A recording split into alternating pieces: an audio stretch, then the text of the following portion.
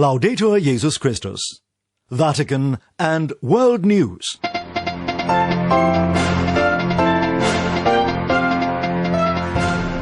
In the headlines this Wednesday, April the 21st, U.S. bishops advocate for peace, healing and reconciliation in the wake of a verdict convicting a police officer for the death of George Floyd.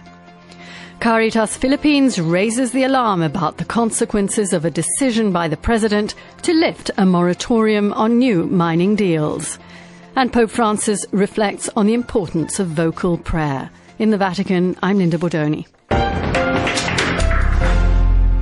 U.S. bishops are advocating for peace, healing and reconciliation following a verdict in the trial of former police officer Derek Chauvin, convicted for the death of George Floyd last year. Father Benedict Mayaki tells us more.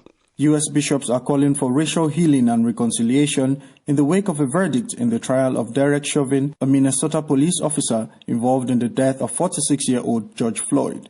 On the 25th of May last year, Chauvin was filmed kneeling on George Floyd's neck for more than 9 minutes during an arrest. The footage sparked outrage and led to widespread protest against racism and the excessive use of force by police officers. On Tuesday, a jury found Derek Chauvin guilty on 3 charges of second-degree murder, third-degree murder, and manslaughter.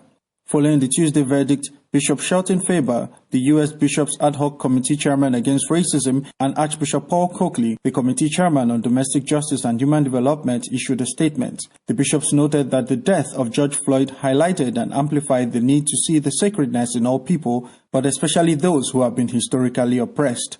Whatever the stage of human life, it not only matters, it is sacred, the bishops stressed. They also emphasized the urgent need for racial healing and reconciliation in light of the social injustices that still exist in the country, and called for joint efforts to peacefully rebuild what hatred and frustration have torn down.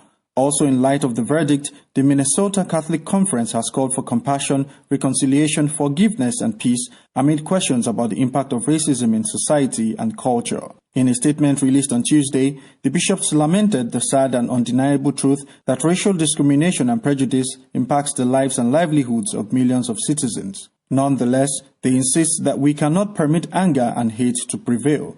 Rather, holding up the image of the crucified Christ, the bishops noted that our Lord gave his life to bring eternal justice, reconciliation, and salvation to all peoples. The bishops also reaffirmed the Church's commitment to changing hearts and minds, moving the conversation about race towards practical, non-violent solutions through teaching the truth of human dignity, charity to peoples of different races, and advocating for the most vulnerable. I'm Father Benedict Mayaki. And now Francesca Merlo tells us more about the background of this story and how the murder of George Floyd in May last year has given enormous impetus to the struggle to end systemic racism on the part of civil society in the United States. The trial for the death of George Floyd in Minneapolis has ended with a verdict of guilty for former police officer Derek Chauvin. Almost a year ago, on the 25th of May, Derek Chauvin killed African-American George Floyd while arresting him by keeping his knee pressed on his neck for over 9 minutes. On Tuesday, the jury found him guilty on all 3 counts: second-degree unintentional murder, third-degree murder, and second-degree manslaughter. Chauvin left the courtroom in handcuffs and will remain in custody until the sentencing. Chauvin could spend decades in prison. Crowds of people awaiting the verdict outside the Minneapolis courthouse greeted the sentencing on all 3 counts with enthusiasm, cheers and chants. Around the world, similar scenes followed. The death of George Floyd sparked massive anti-racism protests all around the world. In a telephone call made to George Floyd's family after the verdict was pronounced, US President Joe Biden said, "We are so relieved. Nothing's going to make it better, but at least there's some justice now." He then offered to take the family to the White House on Air Force One, the presidential plane. Then President Biden supported the jury's decision in public remarks. It was a murder in the full light of day, and it ripped the blinders off for the whole world to see. The systemic racism the Vice President just referred to. The systemic racism is a stain on our nation's soul. The knee on the neck of justice for Black Americans. Profound fear and trauma. The pain, the exhaustion that Black and brown Americans experience every single day. The struggle to end systemic racism in the US has been going on for years, with anti-racism groups and campaigners demanding justice for all victims of racism. Though the conviction of ex-officer Chauvin brings some hope, activists say there is still much to be done in the fight against racism. I am Francesca Merlo. Caritas Philippines, the social arm of the Catholic Bishops' Conference of the Philippines, has condemned President Rodrigo Duterte's decision to lift a 9-year moratorium on new mining deals. It said the move will likely have a catastrophic effect on poor and marginalized communities. Robin Gomes has more. Filipino President Rodrigo Duterte signed an executive order on April the 14th, lifting a 9-year moratorium on new mining deals imposed in 2012 by former President Benigno Aquino III, who called on government authorities to check and renegotiate contracts with mining firms in cases of environmental abuse. Aquino's moratorium also provided a respite for the environment to regenerate and deplete flora and fauna.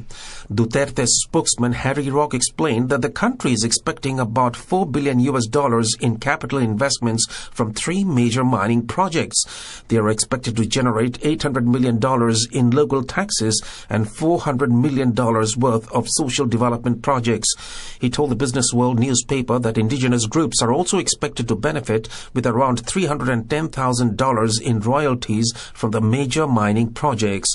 Bishop Jose Colin Bagaforo of Kidapawan, the National Director of Caritas Philippines, denounced Duterte's move, saying the decision will only favor business interests, not the people, especially the poor and the marginalized communities. The government has once again chosen vested interests and profit over suffering people and the ecology, he said in a statement at the weekend. The government must reconsider lifting the mining moratorium. We are in the countryside and we are seeing no economic improvement in the lives of the people from mining, he said.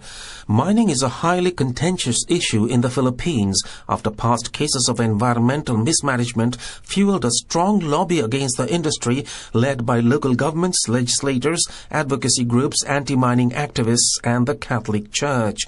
The Catholic Church, through Caritas Philippines, the Eco-Convergence and the CBCP National Laudato Si program, strongly enjoined President Duterte to reconsider the lifting of the mining moratorium, Bishop Bagaforo added. I am Robin Gomes.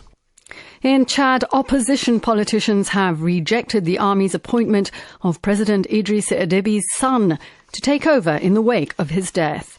Déby, who had been in power for 3 decades, died after being shot as he battled rebels on the front line. The rebels have also rejected the move. Mahamat Idriss Déby Itno, also known as General Kaka, was in charge of the presidential guard and is to lead the country for 18 months until elections.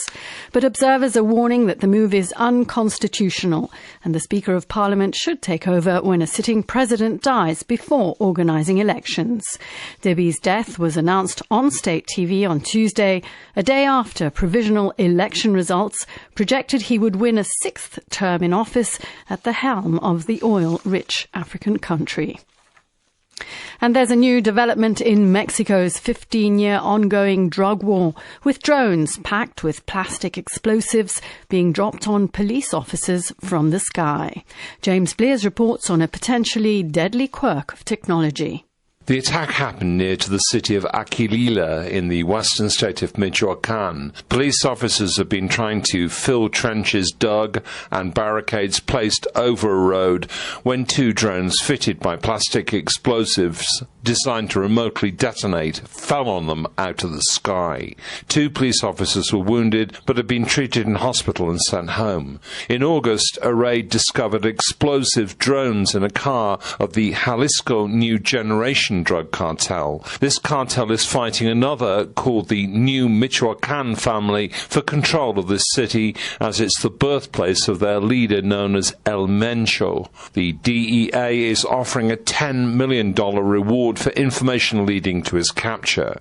The Jalisco New Generation drug cartel, which started in the state of Jalisco, has spread its tentacles nationwide, and it's particularly violent, ready and willing to take on the army and police police at any opportunity. In 2015, its gunmen shot down a police helicopter with a rocket-propelled grenade from a rocket launcher, killing 15 officers. In 2019, its gunmen ambushed a police convoy, killing 14 officers. This explosive drone attack is a vicious new development in the drug war, which has killed more than 250,000 people and shows no signs of ending. For Vatican Radio, James Bliss reporting. An Indonesian Navy submarine has gone missing with 53 people on board. According to military officials, the submarine was conducting a drill north of the island of Bali on Wednesday, but failed to report back and contact was lost. The German-made submarine is thought to have disappeared in waters about 100 kilometres off the coast of Bali early this morning. Some reports say contact was lost after the submarine had been given clearance to dive into deeper waters. And finally, Pope Francis today reflected on the importance of vocal prayer. He was speaking to the faithful during his catechesis at the weekly Wednesday general audience. Christopher Wells has more. La preghiera è dialogo con Dio. Prayer, Pope Francis said at his general audience on Wednesday, is dialogue with God, and every creature, in a certain sense, engages in that dialogue. The Holy Father's catechesis began with a reflection on words, which not only proceed from us, but also to some extent shape us. In the Bible, words bring everything to light, ensuring that nothing human is excluded or censored. That, said Pope Francis, is why sacred Scripture teaches us to pray, sometimes even with bold words. The human authors of the Bible are intent upon showing humanity as it really is, to the point even of including harsh expressions against enemies. Words, he said, that belong to human reality and which find their way into the sacred Scriptures. Pope Francis noted that the first human prayer is always a vocal recitation. Per prime si muovono sempre le labbra. The lips always move first, he said. While recognizing the prayer does not consist in simply repeating words without meaning, he nonetheless insisted that vocal prayer is the surest means of speaking with God. Feelings, he said, can be uncertain and unpredictable, as can the graces that come from prayer. At times, the mysterious prayer of the heart can be lacking. Vocal prayer, however, can always be practiced, he said, and is necessary even when our feelings are confused. And so Pope Francis concluded, Dunque, non dobbiamo disprezzare la preghiera vocale. We must not despise vocal prayer, noting that when the disciples asked Jesus to pray, he taught them the Our Father. Vocal prayer, the Holy Father said in conclusion, is the only sure way to direct to God the questions he wants to hear. I'm Christopher Wells.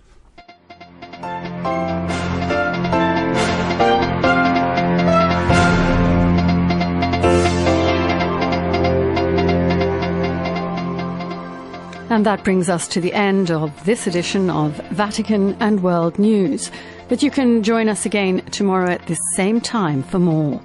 Meanwhile, for more on these and on other stories, you can visit our web portal at www.vaticannews.va, and you can follow us on Facebook and Twitter. My thanks go to Patrizio Ciprari in studio. In the Vatican, I'm Linda Bordoni. Bye-bye.